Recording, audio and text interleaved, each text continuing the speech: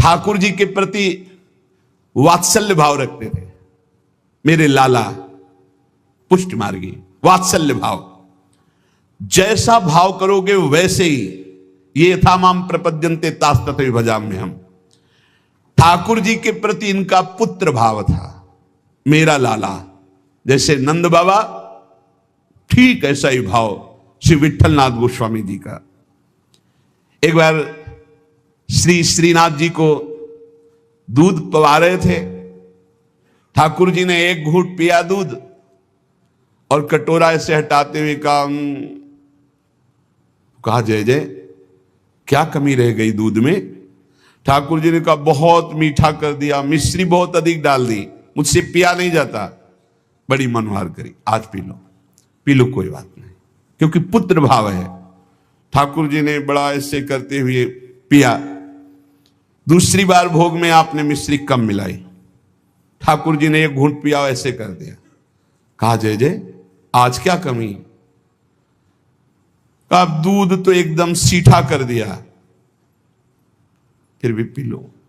थोड़ा ही कम तो मिश्री मिलाई, पहले वाले में आप कह रहे थे मिश्री बहुत अधिक है, इससे थोड़ी कम कर दी। बोले नहीं सीठा है, पी लो, आप पी लो। बहुत दुलार किया, दूध पी लिया। तीसरी बार जब भोग लगाया तो मिश्री अलग दूध अलग। लालजू ने कहा आपने ऐसा क्यों किया, मिश्री क्यों नहीं मिलाई? गोसाई जी ने कहा जब मेरे द्वारा मिलाई हुई मिश्री आपको पसंद ही नहीं आती, कभी कह देते हो बहुत मीठा है, कभी कह देते हो सीठा है, तो आज स्वयं मिला लो। तो हंसकर कहा कि हम मिलाने लायक हैं? हम आपके बालक हैं, बालक मिलाना क्या जाने? और दौड़ गए और गोद में बैठकर छाती से चिपक गए और कहा रूस गए क्या, मिला के पिलाओ, हम तो बालक हैं, हम थोड़ी मिला पाएंगे। ये था माम प्रपद्यन्ते, वात्सल्य भाव, मेरे पुत्र हो। तो वैसे ठाकुर जी, गोसाई जी ये हृदय से चिपक करके श्री श्रीनाथ जी कहने लगे मैं तो आपका बालक हूं ना। अशुभ प्रवाह होने लगा। ठाकुर जी ऐसे महान सुख देते हैं जो जिस भाव से। एक दिन मचल गए, सैया रचना करके जब शयन कराने को गए, कहा यह सैया ठीक नहीं है, दूसरी सैया ले आए। ये बिछौना ठीक नहीं है, दूसरा बिछौना ले आए। नहीं नहीं ये रंग मुझे पसंद नहीं, और रंग का बिछौना बिछा दिया। अब कितने बिछौना कितनी सैयाएं बदल दी लालजू महाराज बार बार, ये ठीक नहीं, ये ठीक नहीं। पसीना पसीना हो गए थे गोसाई जी। गोसाई जी ने कहा कि आपको कौन सी सैया पसंद आएगी, कौन सा बिछौना पसंद आएगा? बोले बताओ, तुम सैया बनो और तुम्हारी छाती पे हम सोएंगे, क्योंकि हम यशोदा मैया की गोद में ही सोते। अगर दिन में कभी अथाई में बाबा के पास गए तो उनके तोंद पे लेट के सोते, तो आप लेटो और आपकी गोद में हम। श्रीनाथ जी, श्री विट्ठलनाथ जी गोस्वामी जी की गोद में जैसे मां की गोद में बच्चा, ऐसे श्रीनाथ जी सोए। एक दिन श्रीनाथ जी के सामने गिरिराज जी से बंदर आया, हु ऐसे किया, वो जैसे बंदर करते हु ऐसे, वो बड़ी जोर रो पड़े श्रीनाथ जी। और गोस्वामी जी सेवा में थे, तत्काल गोस्वामी जी के ऐसे गोद में चिपक गए और कहा बंदर मुझे डर लगता है। गोसाई जी ने कहा इस बंदर से डर लगता है? बड़े बड़े भयंकर बंदर, न जाने कितने महाबली बंदर और बड़े बड़े भयंकर राक्षस, रामावतार में तुम कैसे मारे होगे राक्षसों को, और कैसे तुम्हारे साथ बंदर सेना थी, हमारी तो समझ में नहीं आता। ऐसे कह के मन में पर्वताकार बंदर, महाभयानक राक्षस हो, यहां छोटे से बंदर को देख के चिपक गए और डर करके कहते मुझे बंदर से डर लगता है। जब शयन करने गए तो ठाकुर जी ने शयन में कहा कि देखो गोसाई जी, एक ही भाव रखो, एक म्यान में दो तलवार नहीं होती। यदि पुत्र माना है तो केवल पुत्र मानो, अगर भगवान मानोगे ऐश्वर्य तो फिर पार नहीं पाओगे, हम ऐसा ऐश्वर्य दिखाना शुरू कर देंगे। अगर पुत्र माना है तो केवल पुत्र ही मानो, तो तुम्हारा बेटा बंदर से डरेगा कि नहीं? तो हम वैसे ही डर रहे हैं जैसे बेटा डरता है। और अगर ये कि भगवान ऐश्वर्यशाली, तो फिर पार नहीं पाओगे, हम इतना ऐश्वर्य दिखा देंगे। एक म्यान में दो तलवार नहीं रहती। गोसाई जी जगे, एकदम। और श्रीनाथ जी को देखा पास में, तो गले से लगा करके दुलार करते हुए, वात्सल्य भाव। एक दिन चूड़ी पहनाने वाली आई, गोसाई जी ने कहा कि जाओ हमारे घर में जितनी बहुएं हैं सबको चूड़ी पहना दो और पैसा यहां ले लेना आके। आपके 7 पुत्र थे तो 7 बधुएं थी। गोसाई जी ने यह नहीं कहा कि 7 बधुओं को पहना देना, कहा कि मेरी जितनी बहुएं हैं उन सबको चूड़ी पहना दो और पैसा यहां से ले जाना। अब उनकी 7 बहुएं तो चूड़ी पहनी, 8वीं श्री स्वामिनी जी पहुंच गई अपने कर कमल।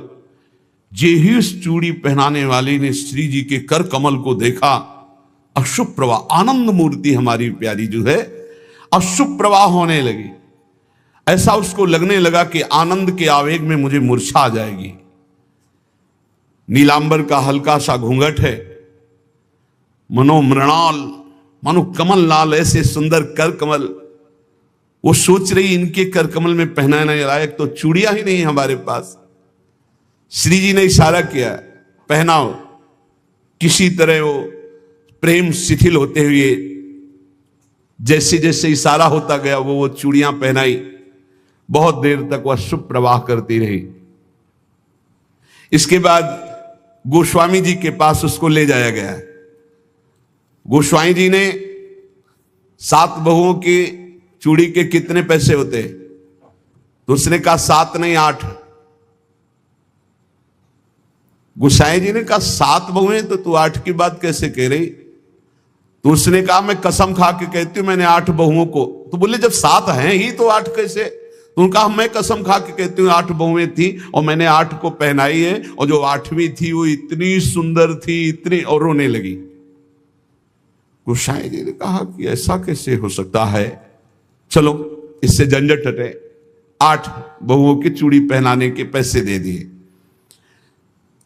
जब रात्रि में शयन किया तो श्री जी ने गोसाई जी से कहा कि उस चूड़ी वाली से क्यों झगड़ रहे थे? क्या आप प्रीतम लालजू को आप अपना पुत्र नहीं मानते? हाँ पुत्र तो हैं ही वो, हमारे मानने की क्या बात है। तो मैं कौन हूं, पुत्र बधू हुई कि नहीं?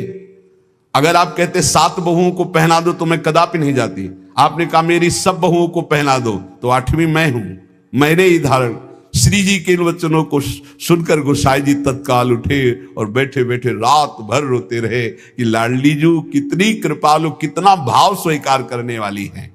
यहां एक बात ध्यान रखनी है कि गुरु प्रदत्त भाव के अनुसार, संबंध के अनुसार जब सेवा की जाती है तो बहुत जल्दी वो सेवा सिद्ध हो जाती है, आराध्य देव बात करने लगते हैं। भक्त की हर बात को प्रभु सुन रहे हैं। गोसाई जी ने कहा जाओ सब बहुओं को चूड़ी पहना दो, सुन रही ना श्री जी, इसीलिए चूड़ी पहनने गई। हमारा भाव दृढ़ होना चाहिए, भाव में कमी नहीं होनी चाहिए। जैसा हम भाव गुरु प्रदत्त करेंगे वैसा ही इष्ट देव अनुभव कराएंगे। जाकी रही भावना जैसी, प्रभु मूरत देखी तीन तैसी। एक अयोध्या में उमापति नाम के महापुरुष निवास करते थे। ये बहुत शास्त्रों के ज्ञाता और भजनानंदी महापुरुष थे। तो इनको अपने में भाव आता था कि मैं गुरु हूं, राम लक्ष्मण भरत शत्रुघ्न का, ये मेरे पुत्र और शिष्य के समान है।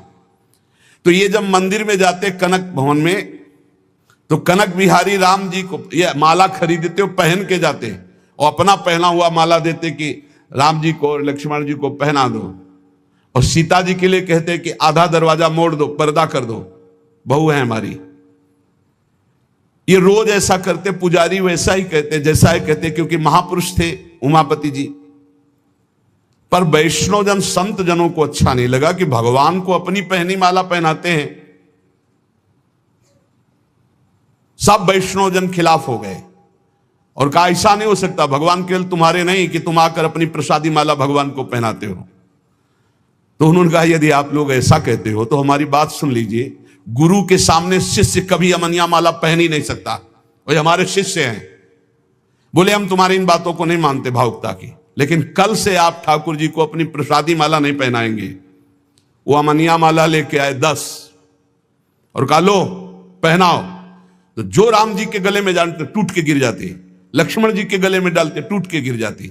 10 माला पहना दी, वो सब टूट के गिर गई। सब संत और वैष्णव खड़े देख, बोले देखा ये भला मनिया पहन सकते हैं जब मैं इनका गुरु हूं। वशिष्ठ भाव से वो रहते। फिर उन्होंने माला मंगवाई और सामने माला पहनी और जे ही दी कि लो पहनाओ, वो माला टूटी रही, वो माला धारण हो गई। पंडित जी ने सब संतों से प्रार्थना की कि ठाकुर जी को जिस भाव से भजा जाता है ठाकुर जी वैसा ही व्यवहार करते हैं। आप अपने स्वामी के रूप में देखते हैं, लेकिन ये हमारे शिष्य हैं, हमारे पुत्र के समान हैं, क्योंकि मैं वशिष्ठ भाव से रहता हूं, इसलिए प्रभु मेरे भाव का पोषण कर रहे हैं, आप लोग अन्यथा ना समझिए। और जब ये मंदिर जाते तो पुजारी से कह देते कि जानकी जी की तरफ का दरवाजा थोड़ा सा जैसे बहु ओट में होती है ऐसे करो, कर देते। भावानुसार पुजारी जी जो ही देखते कि उमापति पंडित दर्शन करने आ रहे तो जानकी जी की तरफ दरवाजा कर देते या पर्दा कर देते। पुजारी जी विशेष सावधानी पूर्वक ऐसा करते। ये भी भक्तों को अच्छा नहीं लगा कि तुम ही अकेले थोड़ी दर्शन करते हो कि जानकी जी का, वो हमारी माता है, हमारे सर्वस्व हैं, आप ऐसा। तो एक दिन पर्दा नहीं किया, तो जे ही उमापति पंडित जी गए तो फटाक से आधा दरवाजा अपने आप बंद हो गया। सब आश्चर्यचकित हो गए, क्योंकि ऐसा कैसे। बस ये बात समझ लो, प्रभु भाव को बहुत पकड़ते हैं, भाव ही सबसे बड़ी वस्तु है। धड़ाक से दरवाजा बंद हो गया। पंडित जी ने पुजारी जी से कहा आप कभी चूक मत करना, जानकी जी हमारी बहू हैं, हमारे शिष्य की है, इसलिए वो कभी हमारे सामने ऐसे नहीं, पर्दा करके। तो पुजारी ने और संतों ने जान लिया कि महामहिम भाव को प्राप्त महापुरुष है, सबने क्षमा मांगी। गोसाई जी स्वयं पद रचना करने में कुशल और गा करके ठाकुर जी को पद सुनाने में कुशल। अष्टयाम सेवा पद्धति से श्री श्रीनाथ जी की सेवा करते और 8 परम प्रवीण कीर्तनकार नियुक्त किए। श्री सूरदास जी, श्री परमानंद दास जी, श्री कुंभन दास जी और श्री कृष्णदास जी, ये 4 महापुरुष श्रीमद वल्लभाचार्य जी महाप्रभु की कृपा पात्र थे। और श्री गोविंद दास जी, श्री चतुर्भुज दास जी, श्री छीत स्वामी जी और श्री नंददास जी, ये 4 महापुरुष श्री विट्ठलनाथ गोसाई जी की कृपा पात्र थे। ये 8 महापुरुष 8 पहर की प्रिया प्रीतम की जो लीलाएं हैं वो गा गा कर श्रीनाथ जी के सामने सेवा पद्धति के अनुसार सुनाते थे। एक बार की बात है, किसी विट्ठलनाथ जी श्री ठाकुर जी को भोग लगा रहे थे, तो भोग में एक तिनका देखा।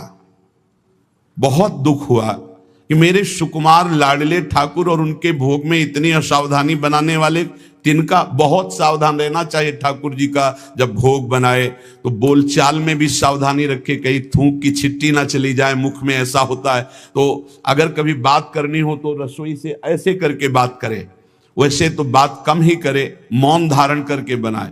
क्योंकि अगर हम पद जोर जोर से गाएंगे या बात करेंगे तो हमारे मुख से थूक की छिट्टी ठाकुर जी के भोग सामग्री जो बन रही है उसमें गिरना हो सकता है। कितनी सावधानी महापुरुषों के चरित्र से हमें प्राप्त होती। तिनका को देख करके बहुत दुखी हुए और कहा कि आज हम हैं, तब हमारे ठाकुर जी के भोग में तिनका निकला और कल हमारा शरीर छूट जाएगा तो तुम लोग कैसे हमारे ठाकुर जी की सेवा करोगे।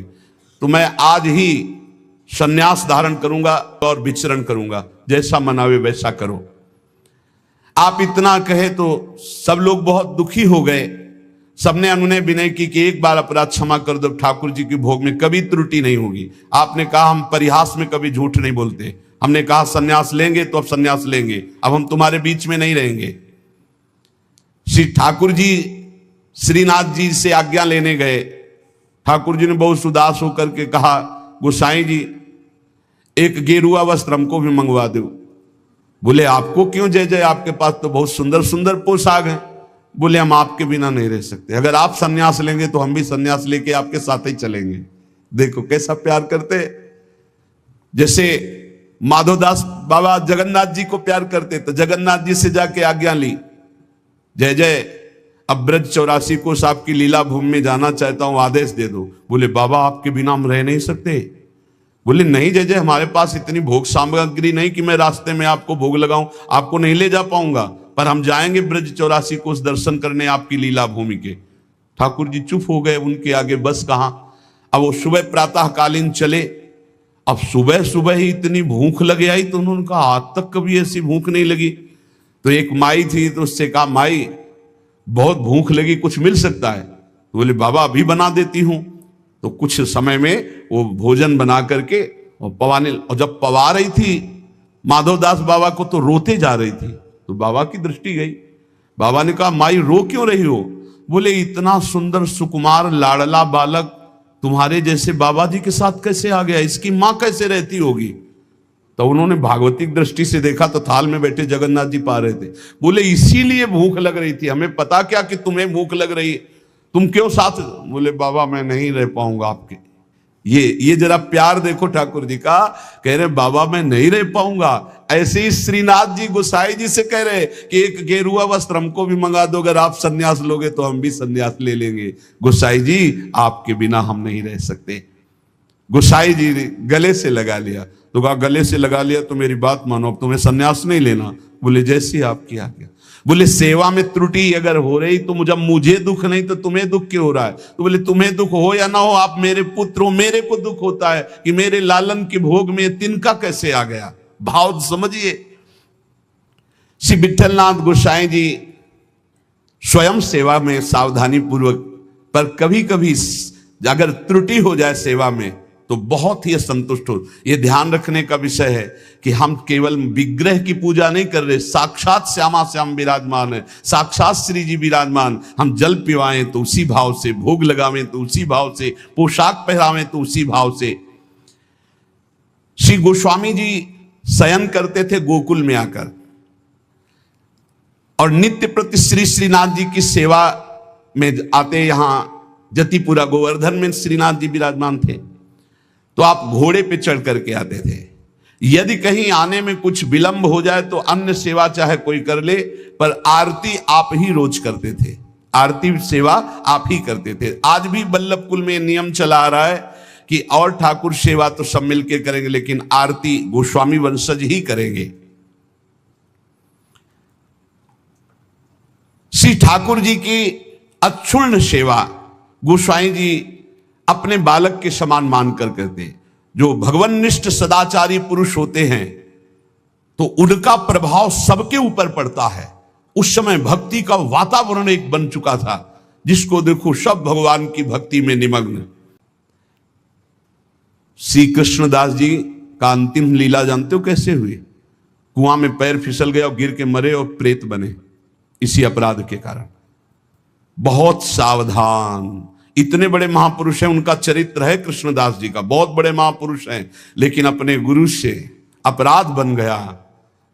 गुरुवंश गुरु स्वरूप ही है, अपराध बन गया तो प्रेत योनि को, पैर फिसल गया, कुएं में गिरे और उनके प्रेत योनि को प्राप्त हुए। बहुत सावधानी की जरूरत है कि कहीं ऐसे अपराध नहीं तो चाहे जितना भजन हो, भजन बाद में तो कल्याण करेगा, लेकिन बीच में छूट जाएगा और बीच में हमारी दुर्गति हो जाए। अंतिम तो मंगल ही होगा, क्योंकि भगवान का जन कवि नामे भक्ता प्रणश्यति। जब ये प्रेत बन गए थे तब भी उद्धार गोस्वामी विठल नाथ जी के द्वारा ही इनका हुआ।